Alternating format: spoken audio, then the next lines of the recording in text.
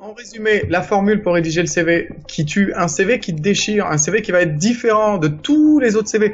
90% c'est gentil, hein. Moi je dirais que 99% des CV sont vraiment pas vendeurs, mais vraiment pas vendeurs. Je vous dis, mots-clés, ça va catapulter le nombre de fois où votre CV est lu. Après, vous allez commencer à parler avec le langage des employeurs. Vous allez mettre les verbes d'action qui vont vous imaginer au travail. Il va vous imaginer au travail 1 fois, 2 fois, 10 fois, 12 fois, 15 fois, 16 fois, tout au long du CV. Après, il va commencer à sentir, mais en fait, il sait de quoi il parle. Bah oui, parce qu'il vous a imaginé.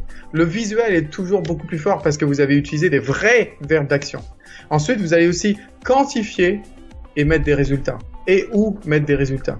D'accord? Souvent, dans la même phrase, c'est difficile de mettre des résultats plus de la quantification d'une tâche plus des résultats de la tâche.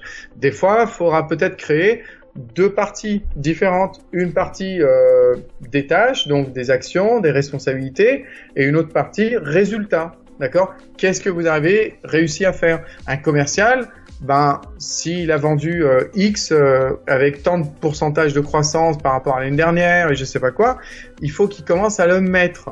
Vous comprenez les amis?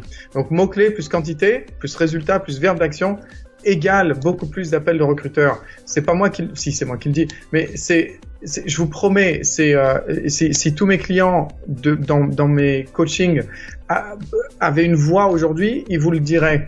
Quand on a refait leur CV, tout a changé. Tout a changé. Donc n'hésitez pas les amis, je fais des consultations gratuites s'il y en a qui sont intéressés. Et Thierry vous donnera le lien. Oui, Thierry, n'oubliez pas si... Ouais, n'hésitez pas le lien dans la description. Ou quoi que ce soit, Thierry, si vous avez envie. Mais je fais des consultations gratuites pour vraiment voir s'il y a besoin d'aide déjà ou pas. N'hésitez pas.